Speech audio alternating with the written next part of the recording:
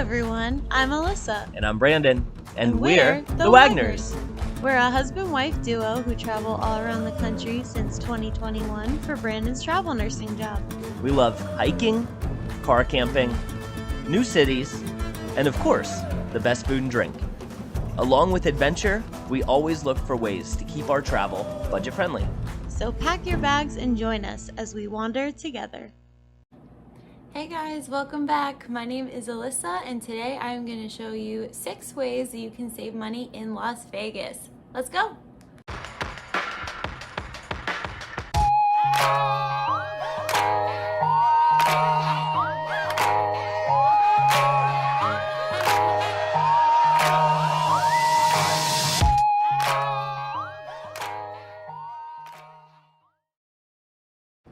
So if this is your first trip with us, welcome. As I said, my name is Alyssa.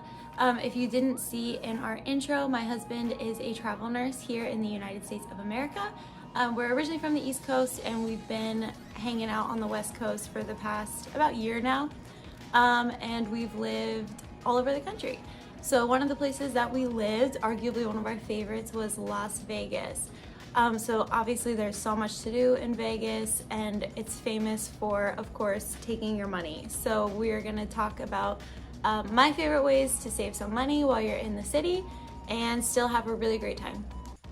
So let me just preface with this, I'm not showing you any gambling tricks. I'm not much of a gambler.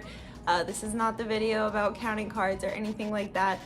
These are just some regular hacks that you can use day to day on your trip and save a few bucks. So hack number 1, I am gonna call it BYOB on the streets. So one thing about Vegas that is really cool is they don't have any laws against open containers.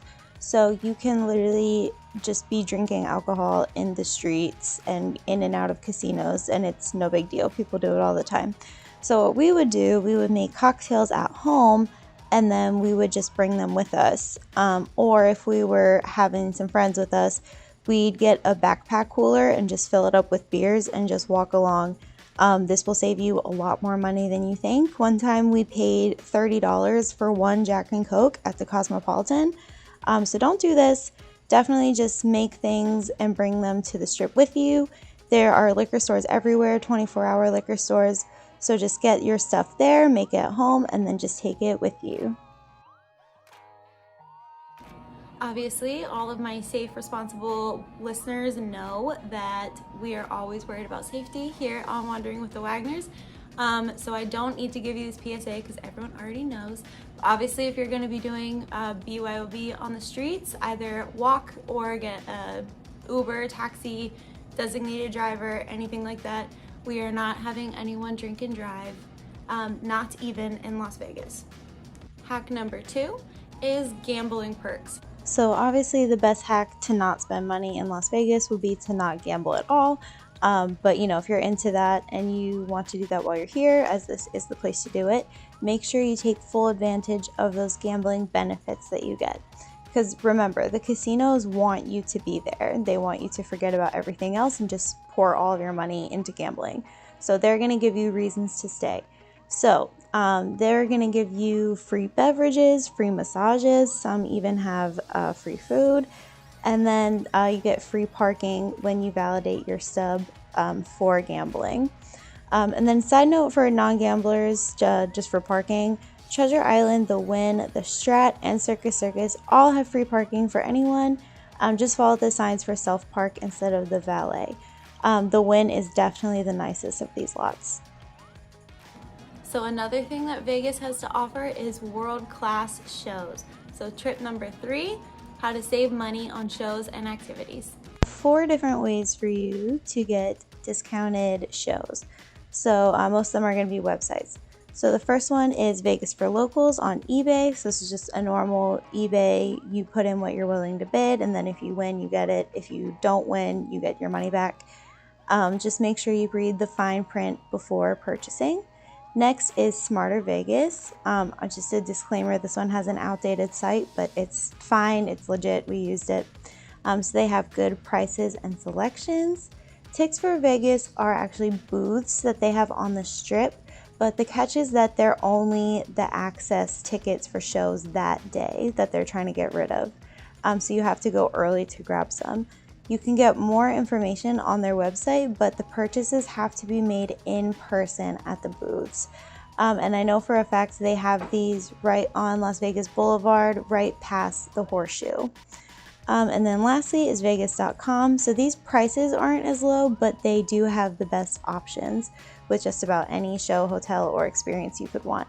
So we've used all of these except Tix for Vegas booths, and we've always paid a lot less than the retail price. We've seen Chris Angel twice. We saw the Blue Man crew, and then we saw Cirque du Soleil Ka. Okay, so tip number 4 is sightseeing attraction passes.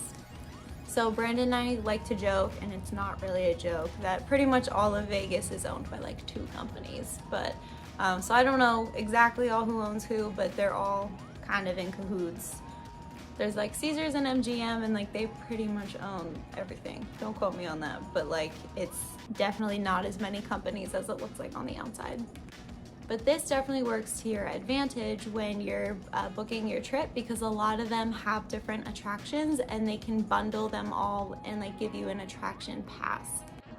And just so you know, you don't have to be staying at a certain hotels in order to get a city pass. They do have just generic city passes that you can do multiple attractions all around the city. But if you already are booking a stay at your hotel, I would definitely make a call and ask like what kind of things you can bundle with it. But just a generic city pass will let you to do, I think like most of them you can pick however many attractions you want to do and then pay the price for that. But the things I'm talking about are like the lookout decks at the Eiffel Tower, the roller coaster rides at the Strat and New York, Shark Aquarium at Mandalay Bay. Some even have shows. Some even have like day trips out to the Grand Canyon or things of that nature. So there's really so many different things you can do out here, and they all have separate prices. So it might be in your best interest, if you're going to do a lot of those things, to book a city pass and just do a whole bunch of activities you're interested in. So tip number 5, get off the strip. So if you're just here for a weekend, maybe you don't want to pay attention to this because you want to spend all your time exploring Las Vegas Boulevard, totally good. If you're here for a little bit of time though, like maybe a week, I would definitely encourage you to get off the strip. So any hotel, restaurant, coffee shop, anything like that that's on the strip is going to be way jacked up in price. So the further you go off the strip, the cheaper things are going to be. Also, not to mention, most of the time if you're on the strip and you're like in a casino, you're just gonna get like a mediocre Subway sandwich for like $15. So the food is mediocre at best. So if I were you, I would spend my money elsewhere and get more bang for my buck. Summerlin is the area like where most of the locals live, so it's kind of like you get on the highway and go out a little bit. It's probably like 15-20 minutes away from the strip, but that's like where all the locals live. So it has like a much more residential feel than Vegas, and it's a pretty nice area. So I wouldn't say that it's like cheap per se, because remember, you're kind of in the middle of the desert in Vegas anywhere you are, so it's expensive to bring things in. But since Summerlin is more catered to people who live there all the time, things are going to be cheaper because they're not targeting the people on vacation. So go out to Summerlin for some more options at a better price. And if you're in Summerlin, you are right by Red Rock, Las Vegas. So Red Rock Canyon is a national conservatory, so National Parks Pass holders get in for free for this one. The only thing is you need to make a reservation, which is a $2 reservation fee. You don't really need to plan it in advance, honestly. You can go and make a reservation for that time, but that is $2. And then if you are not a National Parks holder, this is going to be $20 per vehicle. If you've been on our page before, you probably already know I'm a pretty big advocate for the National Parks Pass. That's because we spend a lot of time in national parks. So if you think you're going to a few this year, it's worth the investment. It's $80 for a full year. But browse around their site because they have different discounts for people with disabilities, veterans, and students. Also cool local outdoorsy things off the strip. The Hoover Dam is only 45 minutes and Valley of Fire State Park is like an hour. Valley of Fire is really cool. I would highly recommend this one. The only thing that sucks is it's a state park, not a national park, so you do have to pay for this one. And then Valley of Fire is $15 per vehicle. And if you're willing to go out even further, the West Rim of the Grand Canyon and Zion National Park are both only about 2 hours away. One thing I do want to note about the Grand Canyon, the West Rim is not part of the national park system. It's actually on an Indian reservation. So even if you are a national parks holder, you will still need to pay for the entrance fee here. But that's also the side that has a lot of cool features like the skywalk and the zip line. But of course you guys already know to see if you can get some discounts on some of the other sites I mentioned, or if you can do a day trip with your hotel booking. And tip number 6 to save some money on your trip to Las Vegas is the free casino attractions. So remember I said that the casinos want you to be there. They want you to spend money there. They want you to forget what time it is. So they're gonna make everything really exciting to stay and see at in their venue. So honestly, the casinos are just really fun to walk around. It kind of feels like you're in Epcot with like all the different places like styled after the casinos. Like obviously there's Paris, the Venetian is Venice, and then Caesars would be Rome. But they make these casinos so elaborate. So honestly, before we moved here, I kind of thought everything would be like tacky or like fake fancy, but everything is like very, very immaculate. And so they have, not only are they just fun to look at, but they have different fun things going on for you. So Caesars, which I think is my favorite casino, has the Fall of Atlantis show. The Mirage has the Volcano show. Circus Circus has free circus acts. That one's a little older and it is a little tackier, but it's still really fun. The Flamingo has live flamingos, but the Bellagio has to be the leader of the free attractions. So the Bellagio has those iconic fountains. Yes, the one that you're thinking of, those are at the Bellagio. And the Bellagio Conservatory and Botanical Gardens is like the most impressive in casino attraction I think there is. So every few months they bring in thousands of live flowers and plants and make an elaborate display. We were only living in Vegas for 3 months and we saw 2 elaborate displays of the flowers. It's truly immaculate and it's completely free and open to the public. You literally just walk in the doors and walk straight through, and you can take pictures and see everything, no reservation or fee required. So this isn't about money saving, but just a general, like, just so you know while you're planning your transportation, Vegas is really small. Like I'd always like seen pictures and everything. Pretty much Vegas is just the strip. So it's really, really easy to get from point A to point B. We lived like 2 blocks off the strip, so we would just walk to the strip and then do like, whichever way we're gonna go. But it's very, very walkable. If you're not comfortable with walking long distances, obviously there's no shortage of public transportation options with like Ubers and taxi. There are city buses, but I don't think they're your best bet for the strip. For the strip, if you don't want to walk and you don't want to pay money for an Uber or taxi, which I never do, I would recommend the monorail. So when my family was visiting, we did the monorail like as an attraction. I wouldn't recommend this because I thought it would give you like great views of the strip. It's pretty much just like parking lots. So not a great attraction, but definitely a great mode of transportation for the strip. The monorail is only $5 a ticket, so like if you're at New York and you want to go to the Strat, the monorail is the cheapest, fastest, easiest way to do that. And then the monorail just makes continuous loops through the strip. So last thing that I wanted to note before signing off here is that all of these tips and tricks are applicable to Fremont Street. So Fremont Street is Old Vegas, so back in the heyday, this was where everything is now. They have like a huge jumbotron and they still have a bunch of casinos, but the casinos are a lot older. They're not as like upscale as they are on the strip. So they still have the same thing, no laws against open containers.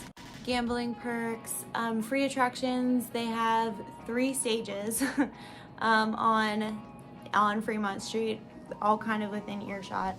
They have a huge jumbotron above you that does light shows. I'm sorry, I don't have any footage. We lived in Vegas before we started the channel, and so all of my footage now is coming from our most recent pop-in, and we were just there for a little bit. They also do have the free parking with gambling validation. I think Binion's has some of the cheapest parking. I think it's only $3 an hour there. And just so everyone knows, as I mentioned, there is like a huge neon fluorescent jumbotron above you at Fremont Street, and sometimes there can be as many as 3 concerts going on all within earshot of each other. So if you have a lot of sensory issues, you might want to sit this one out.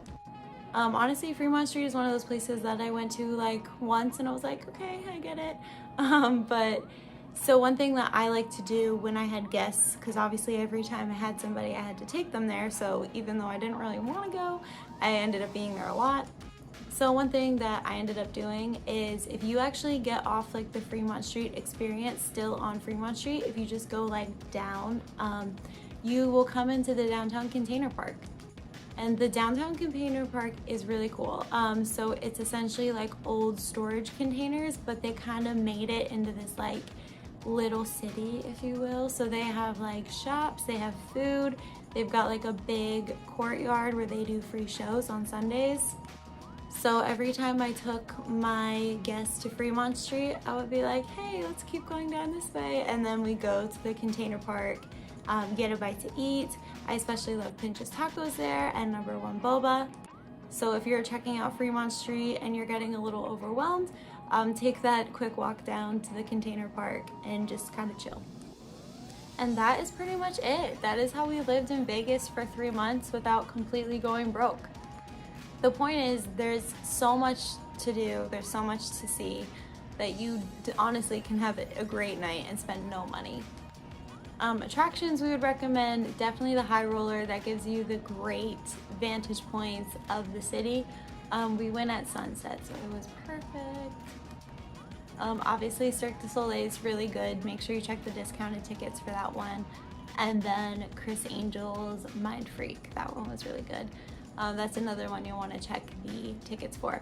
And we actually got BOGO tickets when we got our Criss Angel, because we were only going to go for 1 show, and then like 15 minutes after the show ended, they had like a deal, like buy one get one for the next show that he was doing, which was different, a Mystica. So we actually saw 2 Criss Angel shows for the price of 1. Alright, so we want to hear from you guys. Have you guys been to Las Vegas before? Have you tried any of these money saving hacks? Do you have any that you would like to add? We love to hear from you guys. But we love Vegas, and I know that you will too. So have a great time, and remember to like and subscribe so you can come with us again and maybe get more budgeting hacks for your travels. Till next time, bye!